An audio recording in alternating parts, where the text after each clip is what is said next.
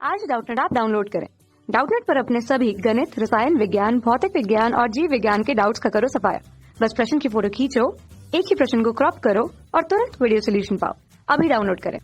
जैसा कि प्रश्न में दिया गया है, प्रश्न में कहा है कि एक अर्धपारदर्शी सफेद मोम सहज ठोस क्लोरीन के अधिक्य से क्रिया करके पीला सफेद चूर्ण बनाता है। बी OH समूहयुक्त कार्बनिक यौगिक के साथ क्रिया करके उन्हें क्लोरो व्युत्पन्नों में परिवर्तित करता है। जल अपघटन पर BC प्रदान करता है। यह अंततः फोस्फोरिक अम्ल में परिवर्तित हो जाता है। ABC है। तो प्रश्न में हमें बताना कि ABC क्या है। अब प्रश्न में 4 विकल्प दिए गए, इनमें से कोई एक विकल्प सही है। आइए प्रश्न को हल करते हैं। जैसे जैसे प्रश्न में कहा है वैसे वैसे करते हैं।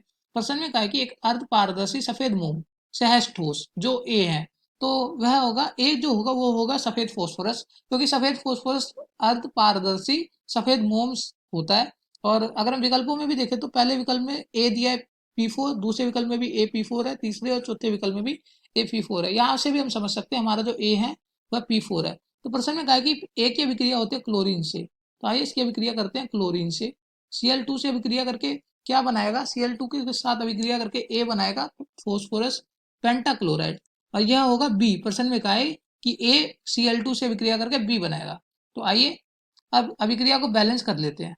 तो Cl2 के आगे लग जाएगा 10, तो आइए यहाँ पे 10 लगा देते हैं, और PCl5 के आगे लग जाएगा 4। तो हमारा जो PCl5 बनेगा यह होगा हमारा पीला सफेद चूर्ण। तो आइए लिख लेते हैं पीला सफेद चूर्ण।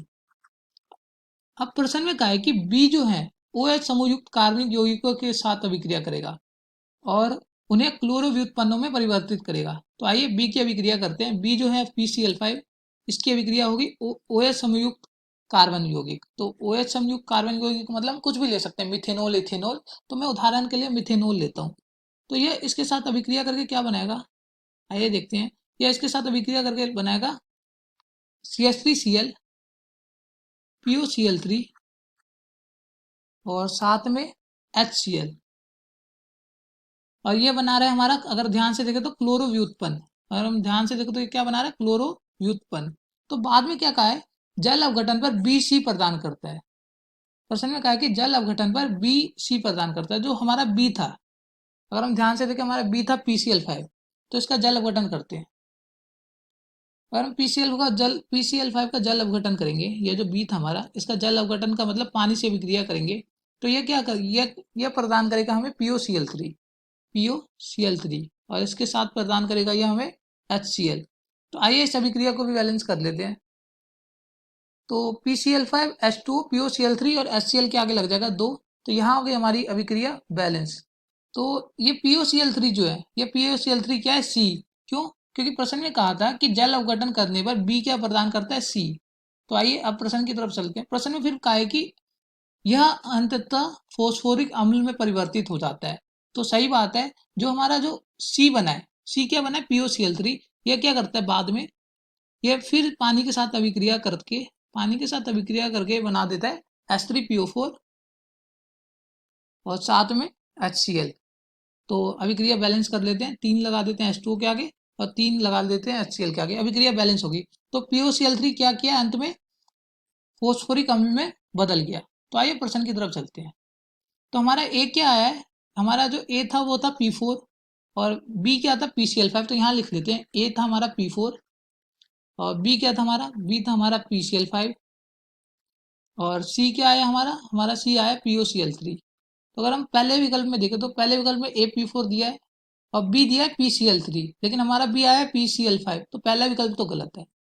आइए दूसरे विकल्प में दिया है AP4 और B दिया PCl5 और C दिया है H3PO4, लेकिन हमारा C है POCl3, तो हमारा दूसरा विकल्प भी गलत है। आइए तीसरे विकल्प में A दिया है P4, हमारा भी AP4 है। B दिया PCl5, हमारा भी B PCl5 है, और C दिया POCl3, तो हमारा C तीसरा विकल्प सही है।